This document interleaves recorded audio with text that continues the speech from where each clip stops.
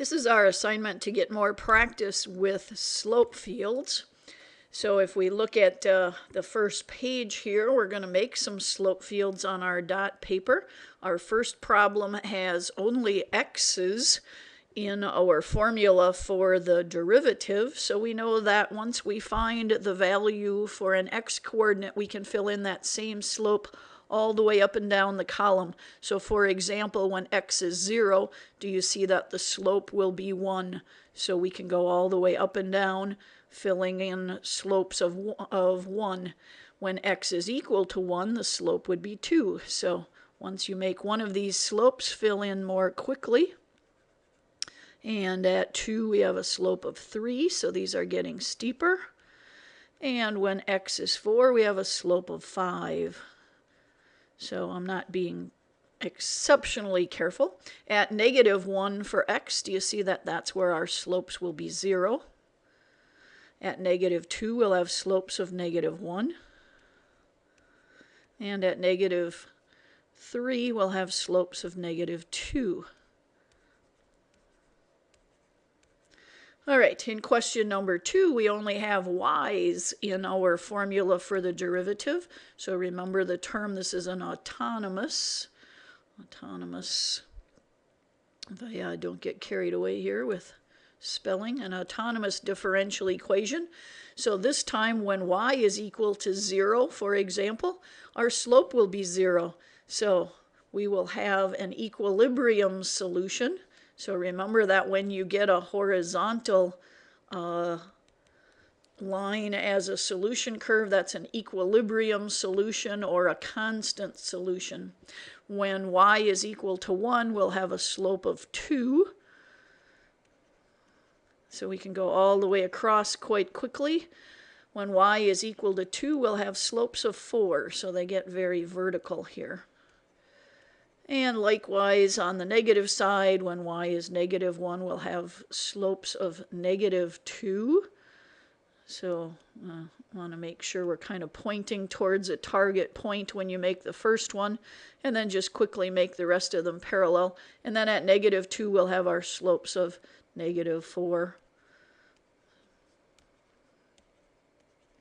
All right. In number 3, our formula for the derivative is x plus y. So look for some patterns. When y is equal to -x, then dy dx will be equal to 0. So along our 135-degree line, that's where we'll get slopes of 0.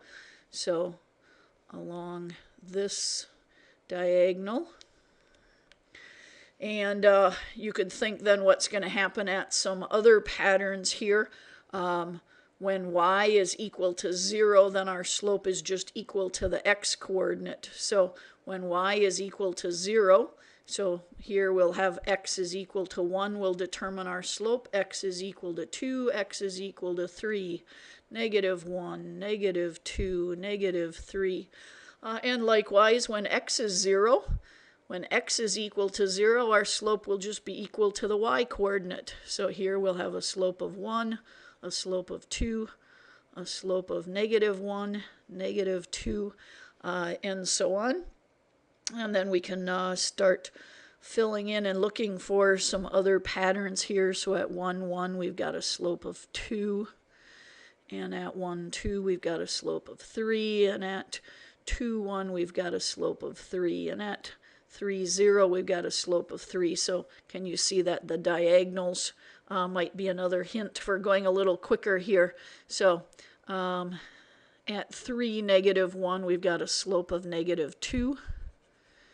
And at -1, -1. So again, we can go down these patterns of the diagonals and finish filling in our slopes.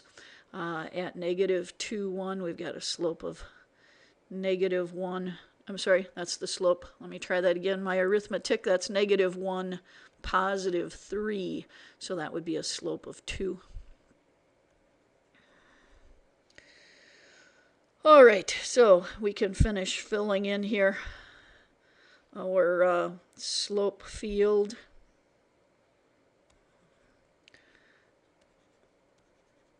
Doing the arithmetic along the way. So that diagonal pattern, I think, is the most helpful in this problem.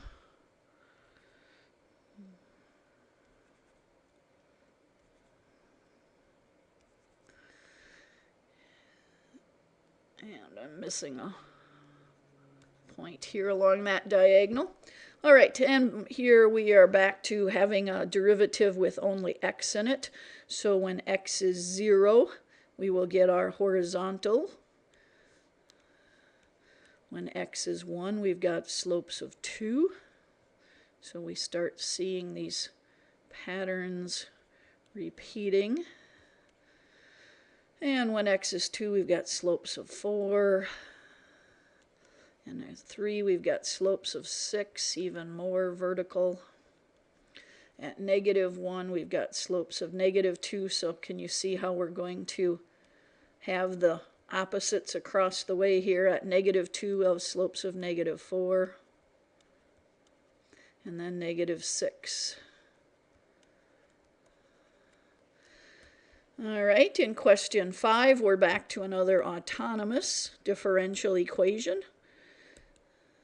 And this will have a constant solution. So notice when y is equal to 1, then dy dx is equal to 0. So when y is equal to 1, there's our equilibrium or constant solution. You always want to look carefully for those. That will be important in any application of this differential equation. When y is equal to 0, we'll have slopes of -1.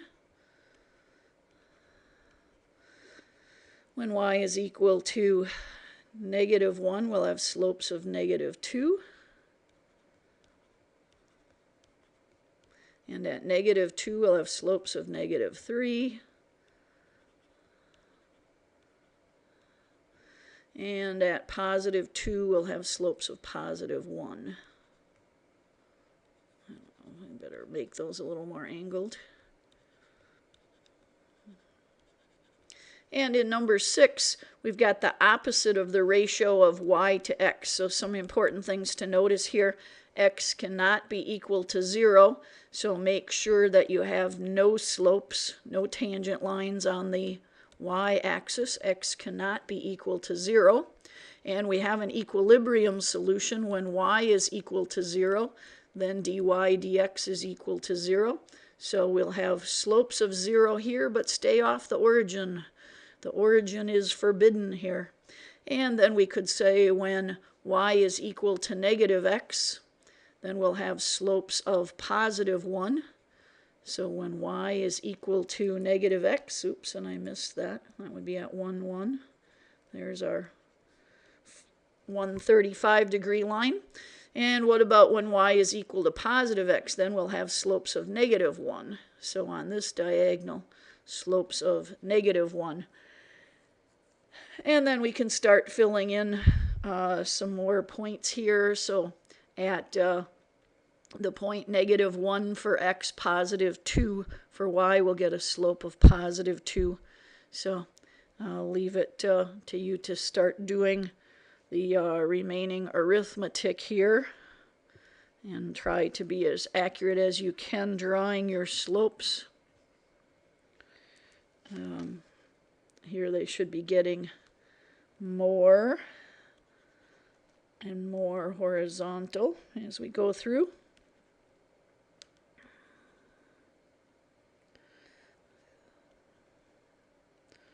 Let me again try to show a pattern here. This was 1, so we want to get less sloped here and more here. All right, so let's see if we do some matching with these. So as you look through here, we've got 2 derivatives that have only x in them. So these are the 2 where the columns should be consistent. So we could start using process of elimination. So if you look, for example, at A, if you go down a column, you can definitely see the slopes are not all equal. So we could definitely rule out A without even much thinking about it. So the ones where the vertical columns match up appear to be B and C. So as long as we're talking about that, let's continue here. If our derivative is equal to the sine of x. So I think we all know that one of the solutions, if you reverse the derivative here, we know that a solution curve would be negative cosine of x. So can you see just by looking at the slopes which one a negative cosine graph might fit in? Do you see here that you could fit a negative cosine graph into this one, where you would not be able to do that in B? Some other things that you might look at for number 10, when the slope is just equal to x, obviously on the positive side we have to have positive slopes, and on the negative side we have to have negative slopes, and that's not happening in letter C. So some very quick process of elimination here. I think we can figure these out. Notice that 9 depends only on y's, so 9 is our autonomous differential equation here, so we know that the row has to be consistent. So we've used A and B. Whoops, try that again. I think I should have said C there.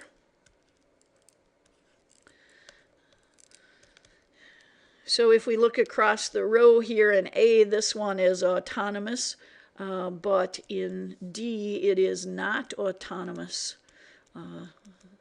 So again, you can do more than this to double check, but trying to get through here quickly. So if we checked one of these out for 9, if, for example, we put 2 in for y, do you see that that should be our solution? That should be our equilibrium solution that produces derivatives of 0. So we're pretty clear here. I hope that 9 would be A. And of course that leaves 8 as D, but let's double check here. Do you notice that this has y equals x line, appears to have derivatives of 0? And look at your formula. Is that true, that when x and y are equal, you would get slopes of 0? So do a little bit more than just a single check here so that you're sure that you haven't mismatched any of these. In question 11, we might do the same thing here. Look for the simple ones first. Here's one that depends only on x, so our vertical columns have to be consistent. And in 12, here's our autonomous, depends only on y, so our rows have to be consistent. So as we look through our choices, as we look vertically, it looks like B is the only one that has vertical columns being consistent, and C is the only one that has horizontal rows being consistent. We might do another check here. Notice in C that when y is equal to 0, we get an equilibrium or a constant solution.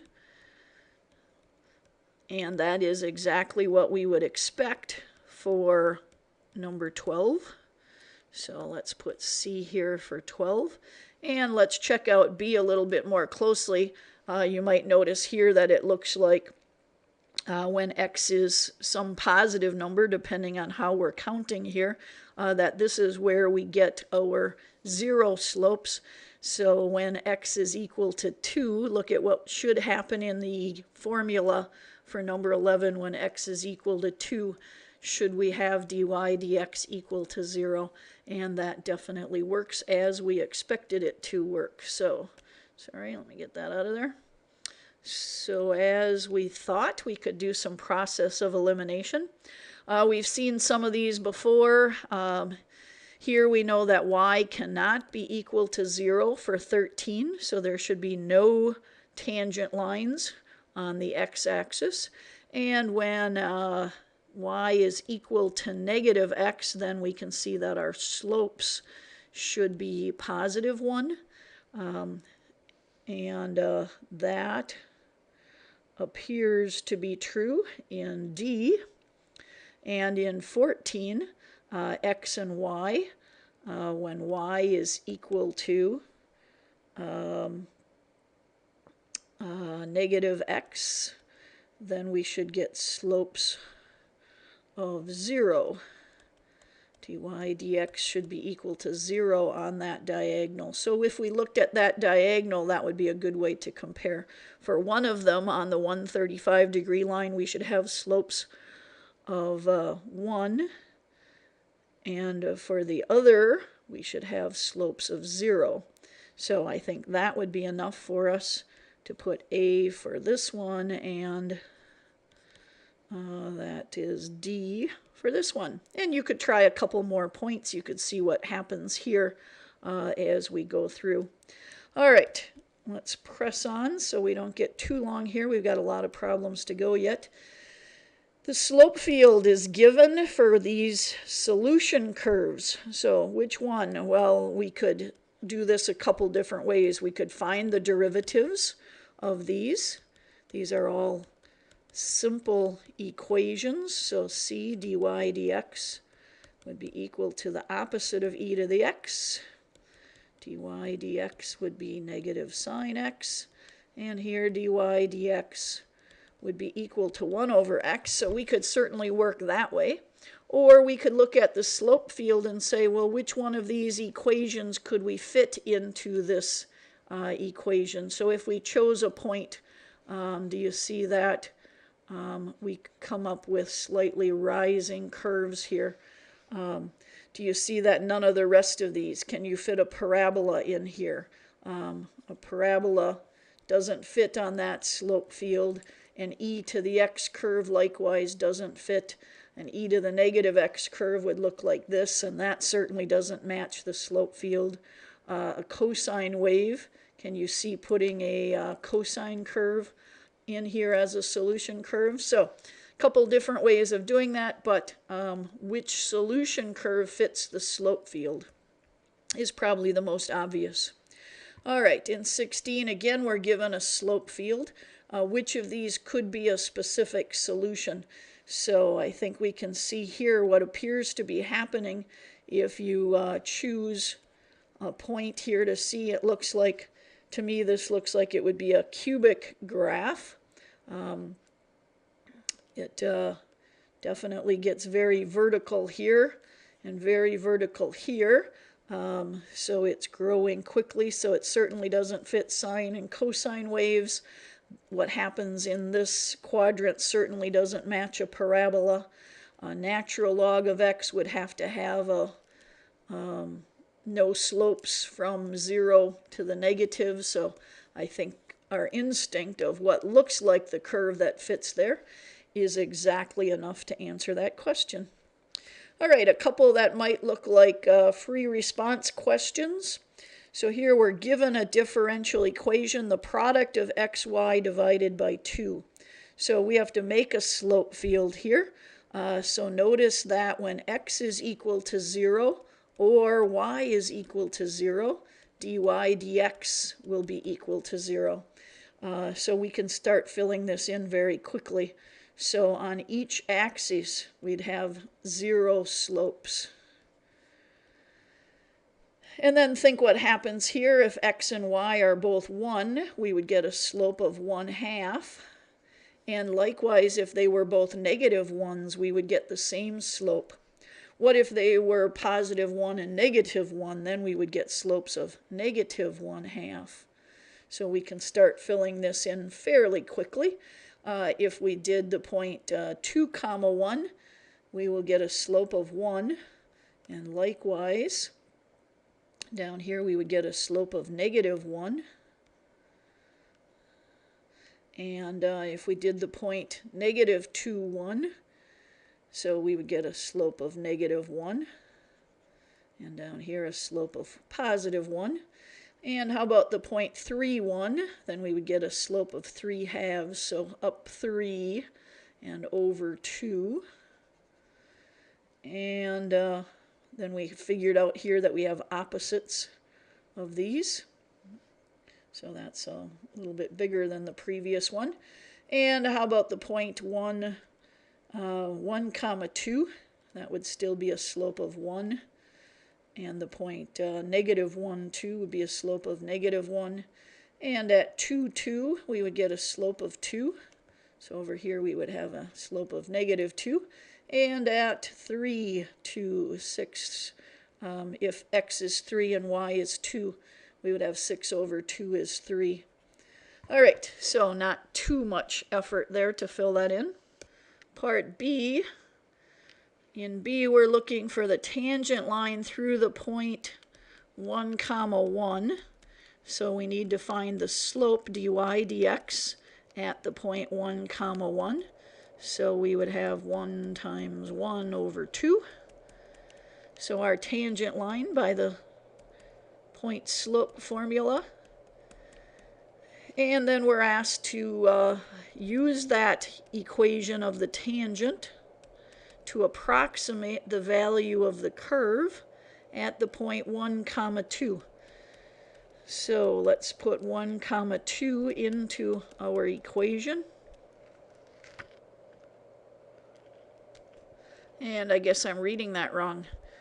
That doesn't say 1, 2. That says find f of, use our tangent line to estimate f of 1.2. All right, sorry. Let me plug 1.2 in for our x and find out what our y is. That makes a little bit more sense. All right. So we would have, this would give us a 0.1 on the right side, so we'll add the 1. So we believe the point 1.2 comma 1.1 is our estimate. All right, now let's see. In part C, find a particular solution to the differential equation with that initial condition. All right, so in part C, we're going to take our differential equation and separate variables. So by separation of variables, let me right away write in what our initial value. Our initial value is going to be the initial condition of 1, 1. That's maybe what I was reading a minute ago. And then we're going to find f of 1.2. So we're going to compare this similar to part B. All right, but now we're going to separate variables. So I'm going to divide both sides by y and multiply both sides by dx and then integrate. So I hope this goes quickly here. Raise the exponent to 2 and divide by it. And add a constant to both sides, which we'll group together on the right side. And then we can either substitute our initial value in now, or we can substitute it in later. That would really be your choice. It's not difficult to plug it in now, since we know the natural log of 1. If we put it in now, the natural log of 1 we know is 0. So we could, at this point, find out that c is -1/4. Or you could do that at some point later. Let's see what would have happened if we would have proceeded here. We would exponentiate both sides, and of course you don't have to write this. You know that this is going to be equal to y on this side. And on this side, I hope that you now remember that when we have this sum in our exponent, the sum can be split up. So this exponential process, I hope that you can proceed quickly. And now again, you could substitute your 1, 1 in at this point, and you would get the same answer here. So if we put 1 in, here we'll find out that c is 1 over e to the 1/4 or e to the -1/4. And it's going to turn out the same way in this process. If we already found that constant, 1/4 x squared minus 1/4. So either way, now we're going to come up with e to this exponent, 1/4 x squared minus 1/4.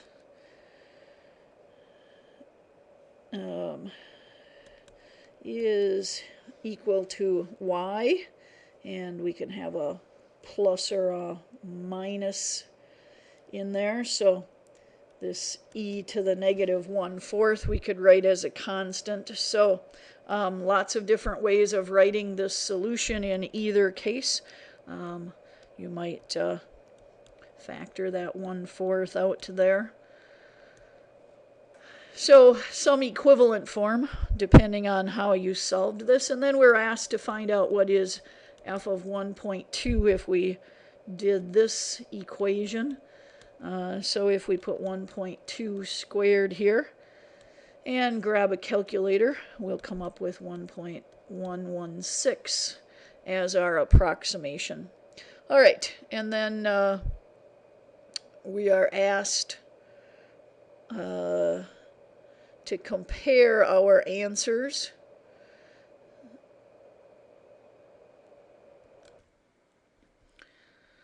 So I'm not exactly sure. I think my slope field, I think I covered up part of the question in D, but they're asking us to compare our two answers. So 1.116 compared to our estimate was 1.1. So I don't know if they want to find a percentage of error or just compare those two. So I covered up that question, so I'm going to continue. And then in part E, your estimate in B, was it an underestimate or an overestimate? Well, let's look at our slope field. Can you see that at that point we were using of 1, 1, can you see that our solution curve, you see that our solution curve is concave up. So since the slope field shows that solution curves are concave up at 1, 1, our tangent line approximation is an underestimate. And indeed it turned out that it was. 1.1 is smaller than that answer that we came up with of 1.116. All right, let's proceed here. And one more, our differential equation, and we've done this before, this problem. So I'm going to pause the video. Again, what do you know here? We know that y cannot be equal to 0. We know that x equals to 0 gives a constant solution or an equilibrium solution, because that would make all of the slopes equal to 0. We know that on the line y equals x, that the derivatives are all equal to 1, and y equals negative x. The derivatives were all equal to negative 1. So we've done this before. It looked like kind of the hyperbolic solution. So I'm going to pause the video here while I draw these in. All right, and now I'm going to move on to part B, our solution curve through the point 0, 1. So we came up with this hyperbola type curve. And then in part C, find the particular solution that goes through 0, 1. So our point 0, 1, we can tell here what should happen, but we're asked to actually solve our differential equation. So let's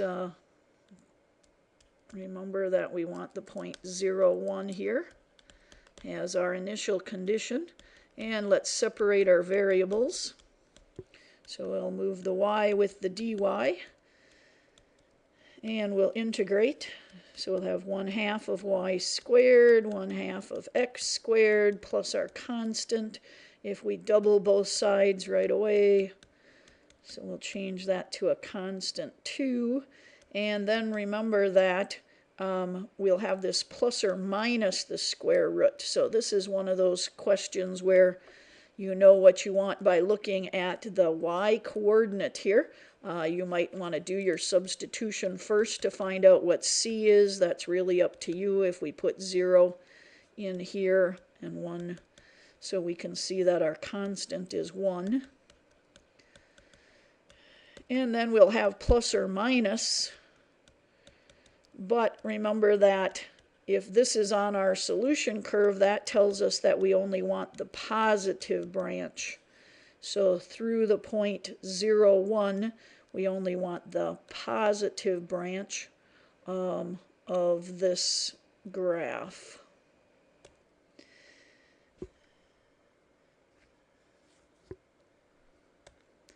And then in part C, or in part D rather, we're asked to sketch the curve through 0, negative 1. So we would have this branch of the curve. And then for part E, that solution through 0, negative 1, we would have our same solution. So we would get to that same point of y squared is equal to x squared plus c, and we would put negative 1 in, and you can see that we're still going to have the same value of c, of positive 1. But here we're going to keep only the negative branch of the curve. So that's the negative branch of the hyperbola.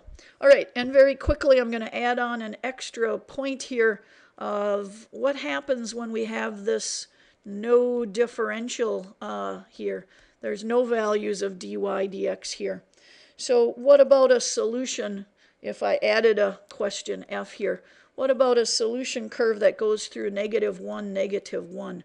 What would it look like? Well, at negative 1, negative 1, we would have this line here, and then you would put an open circle and stop right there. So stop with an open endpoint.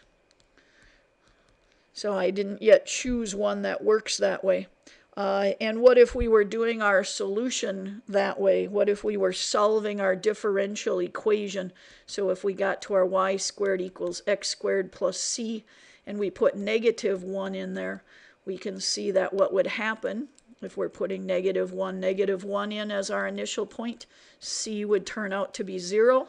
So y squared is equal to x squared, and y would be equal to plus or minus x. And then how would you choose that?